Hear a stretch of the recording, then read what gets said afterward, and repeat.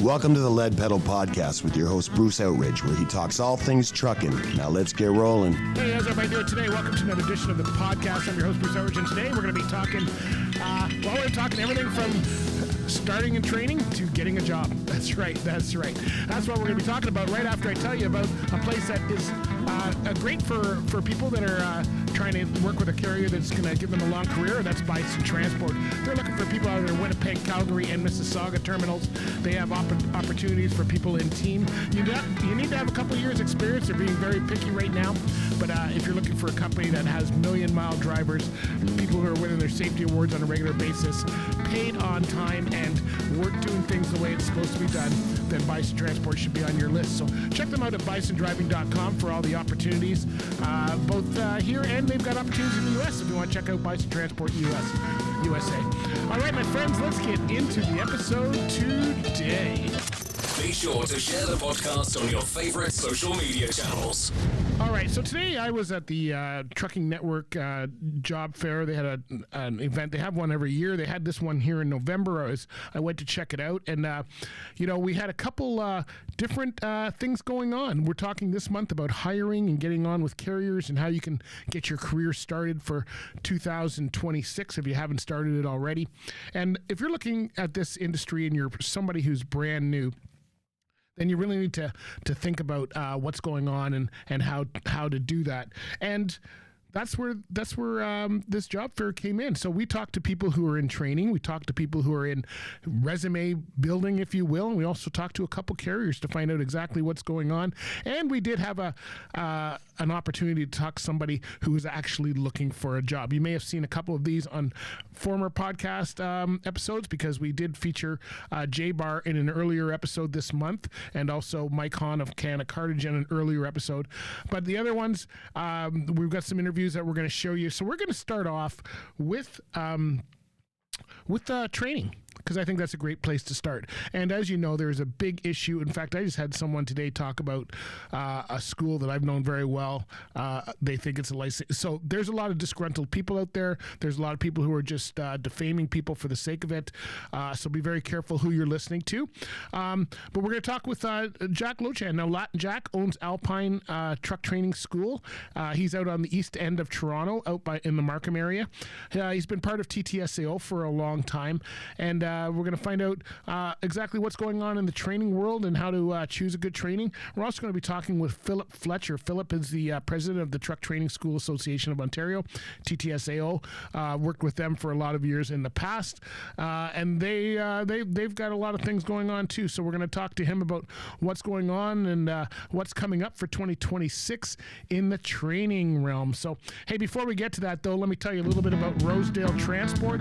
That's right, Rosedale Transport has been around for over 50 years. That's right, they're a carrier. They've been around. They've got terminals all throughout North America. They've got local opportunities, regional opportunities, highway and owner-operator opportunities. They're a stable workforce. They've been around for a long time. And they are actually our sponsor of the month here too, so I can give a big shout out there. They just won some awards and have been doing really good. Their HR leader is an award-winning HR leader. And if you've got somebody who's in the top there that's winning awards, then you know you're working for a good company. They're a good, stable company, lots of opportunities there. So check out rosedalegroup.com for all the opportunities they got. All right, let's get on to those training interviews we got with Jack Lochan and Philip Fletcher of TTSAO and Alpine Truck Training School.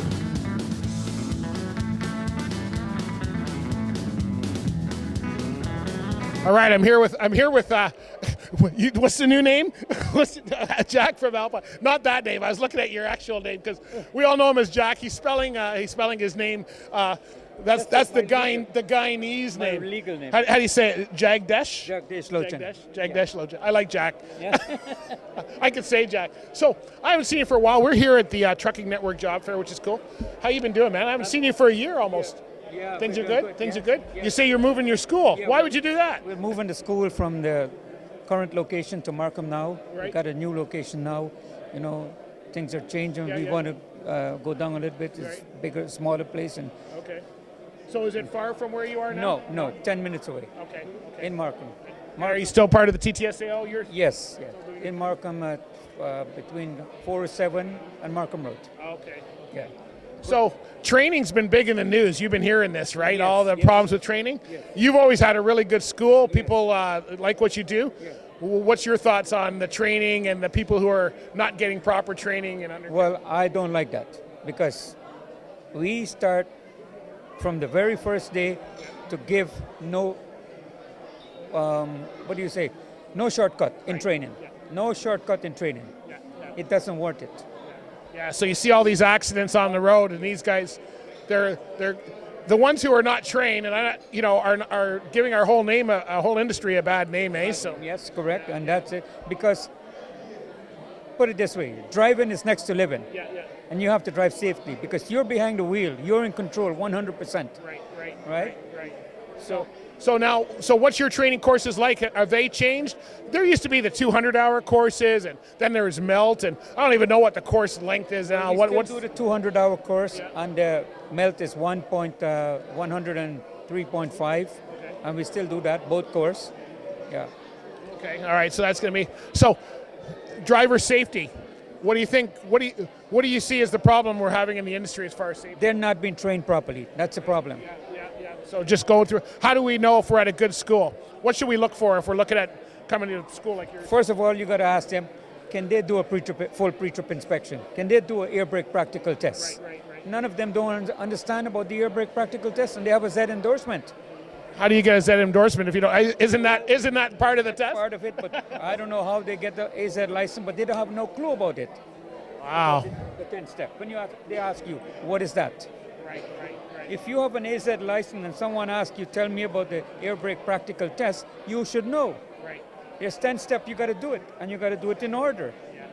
And I've been hearing in the industry a lot about drivers not being able to back up when they get to a customer, right? That is a big one. I can't believe that. I don't know how you would get out of the lot without knowing how to back up. That's a big one. Our backing up system is pretty easy because we built that little cart, you saw it, and that's what 100% perfect. You start them off just like if they're in training wheels with a bicycle, and they work their way up to the tractor trailer. To the tractor trailer. By the time they finish with that, they go in the tractor trailer. It's easy. And I remember you having a lot of letters and recommendations of how good people can back up coming out of your school, and that's Yes, correct. Yes. Okay, so good. Are carriers come to you guys? What are they looking for when they're asking about students?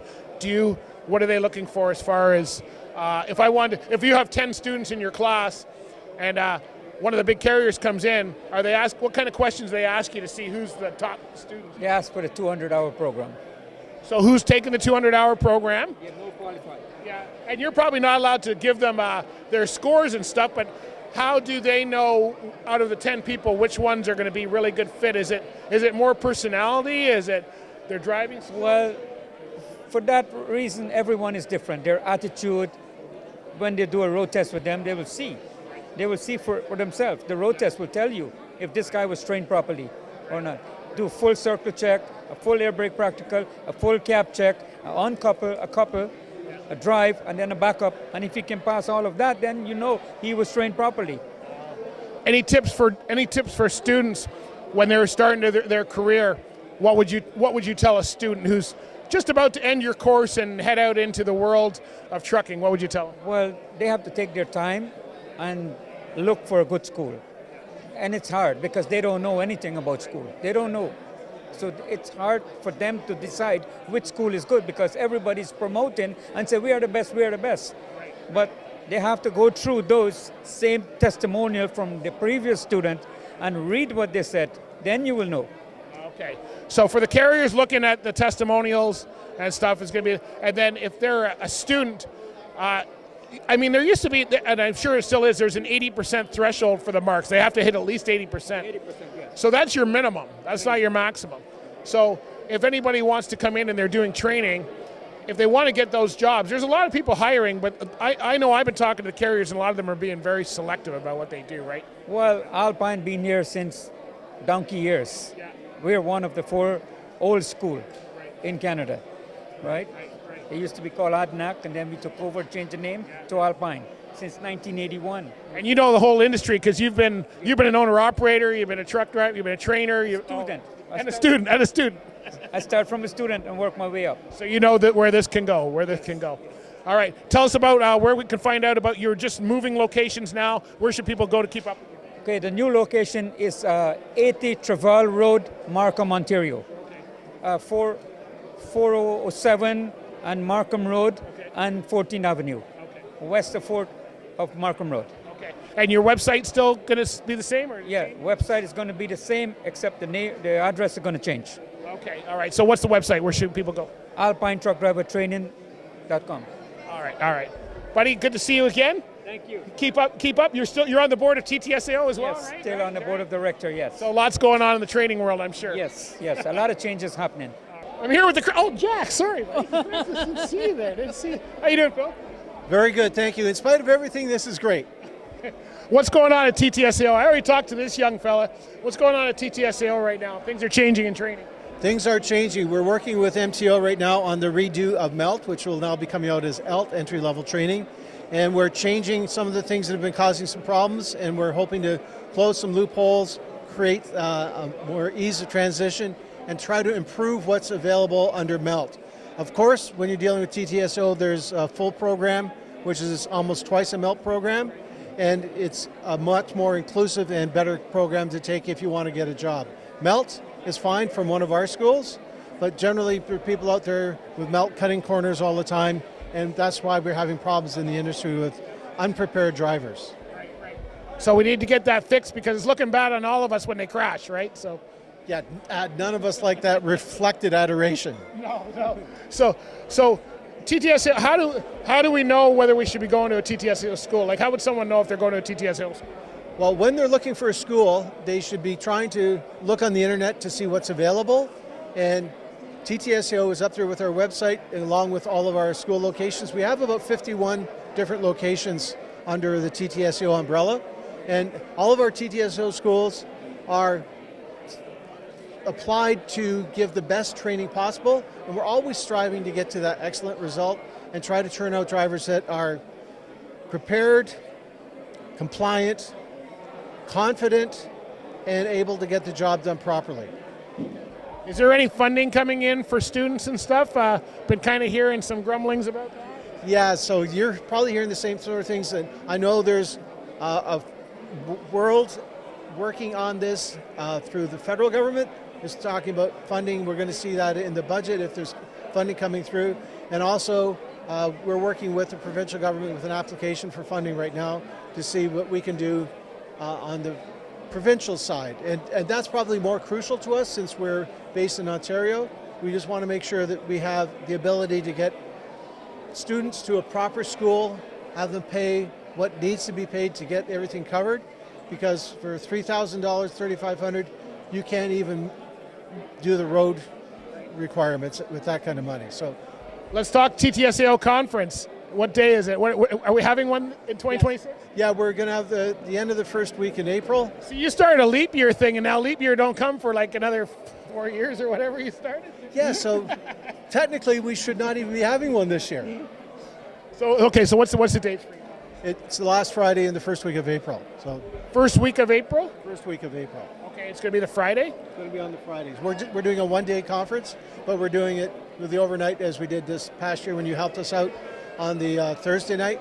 So we're getting the group together then, and we'll have like a nice social time, and then it's covering all the bases the next day. And I want to show everybody what's been going on in the industry that affects training, and we have an awful lot of things. We'll have 5 segments in there, and it'll all be pointed towards what is happening these days, how things are changing. Hopefully nobody's screaming about it when we're doing that, but we're going to be able to bring that message through to everybody that's in the carrier and insurance community as well that are affected by the new entrants coming in.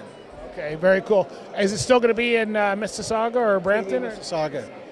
Yeah, so we're pretty comfortable here in spite of everybody saying, hey, there are companies north of the Highway 7. Why don't we move it up there sometime? But there aren't enough just yet. So where should people go to learn more details about the conference? Yeah, go to our website. We'll be putting up the fine details of that and let everybody know what's going on for fees and who they can see there and how the message will be conveyed. And you've been at TTSAO school for Forever. Decades. Decades. What do you think? Is it helped you as far as bringing people in? Yes. Yeah. Very good. Yeah. So you can even ask him, does he run the training of trainers course for TTSEO? Yes. Do you run the trainees train? Yeah. You could have asked him that. Well, yes, I do train the trainer program. Okay. So is that was announced at the last conference, I think, wasn't it? So that's for road tests. So anybody that wants to run a proper road test, so that you know that you have a gatekeeper that's looking after who's coming into your company properly, and that can be for any TTSEO instructor, or it can also be for a carrier that wants to do their own proper road test. But I always say it's best to have a third party do it, because that removes that one question of, did somebody sneak through because somebody had to hire a driver that week? Okay, good. Well, we'll see you guys soon. 2026. 2026. Hopefully it'll be an improvement over 2025. We'll see you before then, I'm sure. Oh, I'm sure we will. All right, there you go. That was a good interview with Jack and Phil. Check out ttsao.com if you want to check out all the other schools and find out a school in your location. All right, let's get into the next bit that we've got here. The next bit we've got to do is with resumes. As you know, paper resumes are pretty well a thing of the past. Now there's video calls, there's AI answering your video calls, all that kind of stuff. How do you make sure that you're real, how are they checking that you're real? I just was at a number of conferences. Background checks are now AI, and recruiting is now AI. And so I was talking with Caleb. Now, Caleb is with Driver Verified. He was at the event. He used to be a sponsor of the show in the past. And what they do is they have basically an online profile, online resume that you can have that is verified through different companies in the background to make sure you're who you are. And in today's world, this is very important as far as how to how you're going to present yourself to companies. Is the information right? I know we've had a lot of problems in the past of people giving false information or kind of editing a resume and all that kind of stuff. So this kind of is a great way. It shows employment records, all that kind of stuff, all in one spot. So for those of you that are maybe looking for a job, this is a great place to start, to make sure it's free to put the profile on, and it's a way of people searching you as well. So you may want to think about that.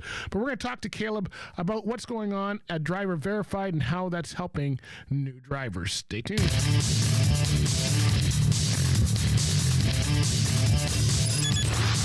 far my favorite station. You're the best. Oh, yeah. I love you guys. Thanks for listening.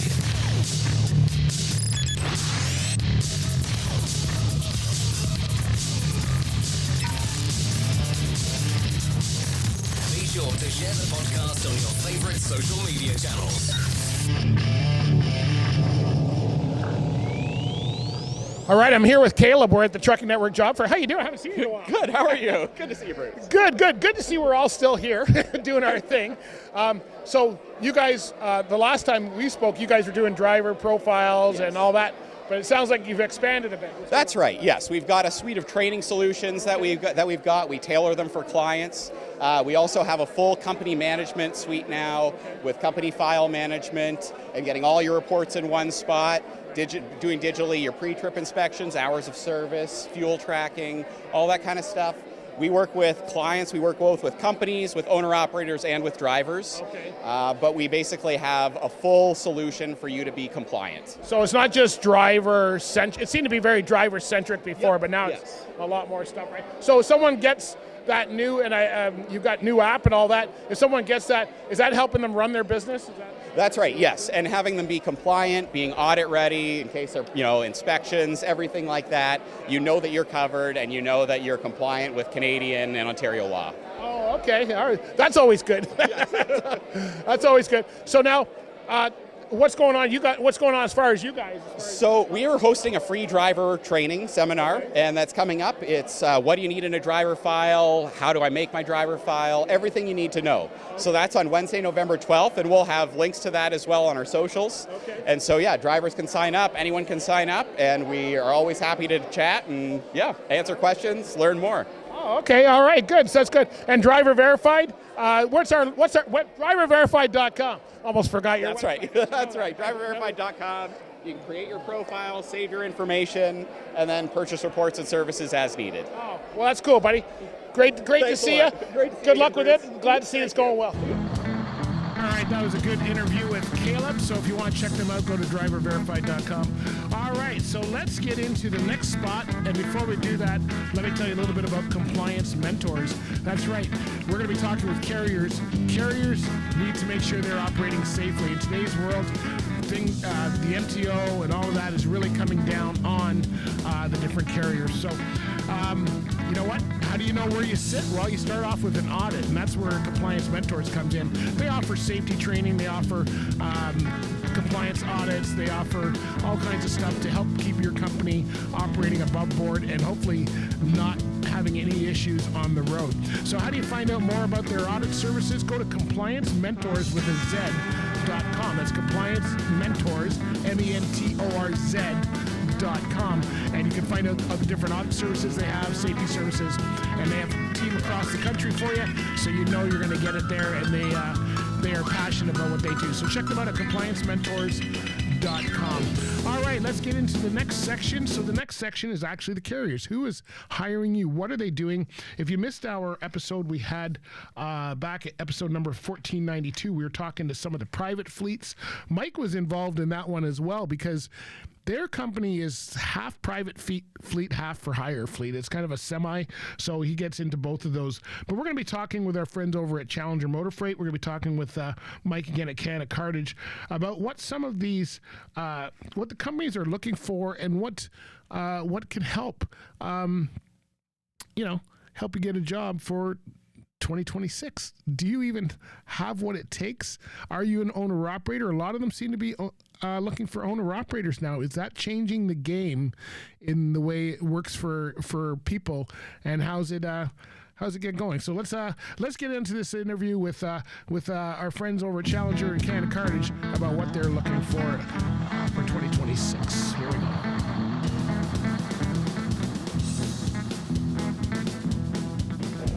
All right, so I'm here with Jeff at Challenger. How are we doing?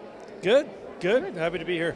What is going on here? Okay, so I remember when you had just Challenger on the sign. Now you got like every company on the sign. Are you guys buying them up left and right? That's right. We're part of the Fast Freight Group. So Right. there's different entities within the Fast Freight Group.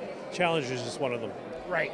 So I hear you guys used to have, I don't know, do you still have your own school and all that? Or is that We still have the school. Okay. We do. And then, but I think things have changed. I know last time I talked to some of your team, more focus on owner-operators, so what are you guys looking for now? That's correct. The focus is on owner-operators and owner-operator drivers at the moment. Okay. Yeah. And so you're not hiring students anymore? Or? Not at the moment. Right, okay. Yeah. But they can still go into your school? They can still go to school for sure. But we're owner-operators, owner-operator drivers, open board, mostly Northeast United States, some Midwest, but that's really what we're looking for. Now, do people just go to Challenger to get hired on all these companies? Or I used to actually work for this one, ASL. Back in the day, before it was ASL, it was called Printers Transport, and I used to. They hauled magazine, and that's how I got in. Yeah, I mean, you can go on the website, the Challenger website, and it'll have jobs posted for everything you see. For all the different companies, so people can go there, but different recruiters probably for each company? It depends. We're the driver recruitment body for most of them. Depending on where you are, there might be a different corporate recruiter depending on the position you're applying for. So it really depends on your location. But it's more out of Cambridge now than everywhere else. So if you're looking for owner-operators or even drivers, depending on when people are watching this, what are you looking for in an owner-operator or driver? What kind of things do you guys look for to say? Because we have a lot of issues in the industry as far as safety and training and all that. We won't get into all that today, but what are you looking for when you're looking for people? So at least a year's verifiable experience. Okay, you have to have your own truck or you're working with an owner-operator, right? Clean driver's abstract, CVOR, and we do drug testing.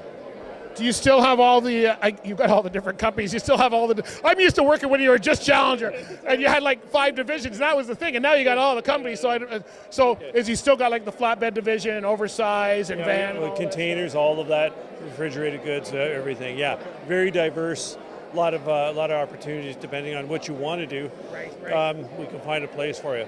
Yeah. How does your recruiting change over the years? I know a lot of carriers are just slow in general just because of the economy and today's world. Does yours change? Like, you're looking for owner-operators now, but I think a year ago, I'm not sure if that's what you were looking for. So. Yeah, it has changed. The industry has changed, and certainly the environment has changed. The economy's changed. So we've kind of changed with it. Right. From company drivers to focus on owner-operators. Right. Seems to be working well. But we'd love to hear from more owner-operators. You've got trucks. We'd love to hear from you. Okay, because there's a lot of them probably looking for freight to move We to. just got to get connected somehow. So Somehow, yeah, we just got to visit us. So we have an open house in Cambridge on the 7th of November. Okay, all right. On the website, right, places like this, we'd love to Well, hear. your facility's state of the art. I've been there many times, so I know about it. So it's great. Well, thanks for calling. Where should people go to learn more about what's available? I go to the Challenger website. Okay, Challenger.com. Okay, and then you can look at there's all the driving positions. There's also the corporate positions that are posted at Challenger.com. That would be the best place to go. It's a great place to start. Okay, perfect. Thank you, my friend. I'm here with the famous Mike. I have not seen Mike Hahn in like years. It seems like it's been a couple years since I've seen him. Seems like it's been a while, yeah. Last time I saw you, I think you were just coming to Canada I Cartage. just started here at Canada Cartage, yeah. So how are things going? Good. Very good company you work for. You're doing the owner-operator recruiting now. Is that what? So what does that mean? Don't call me if you don't have a truck, right? Yeah, typically what I'm looking for now is all owner operators. We run, most of our freight will run local, so they're going to be home every night. Shifts will vary depending on start times and end times. We do have reefer division, van divisions, flatbed divisions, so we got a wide range of opportunities. And the equipment we're looking for today would have to meet some age requirements by the divisions that they're in, and color requirements. Okay, all right. And it's where are you based at? I know you personally are based out of Cambridge, but I think you work in London, isn't it? Is that where you are? Or? I'm personally here in the Mississauga office, okay. but we have terminals all over Canada, quite honestly. We have Montreal, Toronto, Mississauga region, Etobicoke. We have a terminal in London, terminal in Guelph, as well as several locations across Western Canada. Okay, all right. So what are you looking for if an owner-operator is contacting you? What kind of things to make sure that their checks and balances are in place? So today the equipment has to be for a day cab less than 6 years old, for a bunk truck less than 9 years old, white in color or dark blue. It matches similarly close to our colors. The days of paint codes are coming back? Or? Kind of, yeah. Yeah. And then do they still submit, is that part of the policy, submitting showing repair schedules and all of that kind of stuff?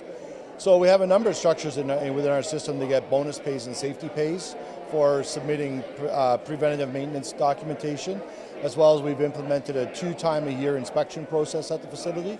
So all equipment will come in twice a year for an inspection, on the annual and then a semi-annual. Okay, all right. Okay, so and then you're local, but you as part of Canada Cartage, they usually work for other people. Example, Canada Cartage, it works on Home Depot's behalf.